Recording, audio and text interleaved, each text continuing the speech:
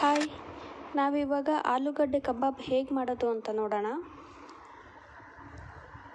ಒಂದು ಆಲೂಗಡ್ಡೆ ತೊಗೊಂಡ್ಬಿಟ್ಟು ಅದ್ರ ಸಿಪ್ಪೆ ಎಲ್ಲ ನೀಟಾಗಿ ಎರ್ಕೋಬೇಕು, ಒಂಚೂರು ಇಲ್ದಂಗೆ ಎರ್ಕೊಂಡ್ಬಿಟ್ಟು ಒಂದು ಸ್ವಲ್ಪ ಸಣ್ಣ ಸಣ್ಣದ ಗಾತ್ರದಾಗ ಕಟ್ ಮಾಡ್ಕೋಬೇಕು. ಒಂದು ಬೌಲ್ಗೆ ಕಬಾಬ್ ಪೌಡ್ರ್ ತೊಗೊಂಡು ಕಟ್ ಮಾಡಿರೋ ಅಂಥ ಆಲೂಗಡ್ಡೆನ ಅದರಲ್ಲಿ ಹಾಕಬೇಕು.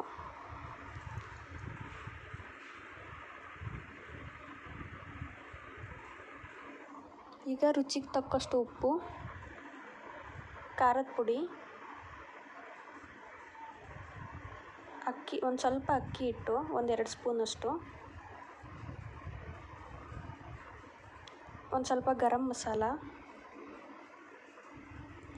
ಒಂದು ಚಿಕ್ಕ ಗಾತ್ರದ ನಿಂಬೆ ರಸ. ಇವಾಗ ಚೆನ್ನಾಗಿ ಕಲಿಸ್ಕೊಳ್ಳೋಣ.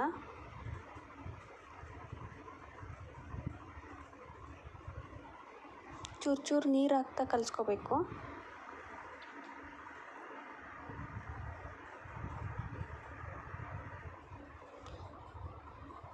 ಇವಾಗ ಕಲಿಸ್ಕೊಂಡಿದ್ದಾದಮೇಲೆ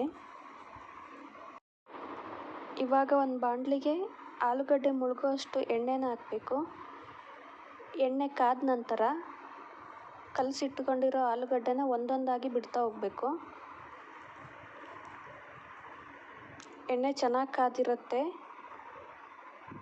ಒಂದೊಂದಾಗಿ ಬಿಡಿ, ಇಲ್ಲಾಂದರೆ ಅಂಟ್ಕೊಂಡ್ಬಿಡ್ತವೆ.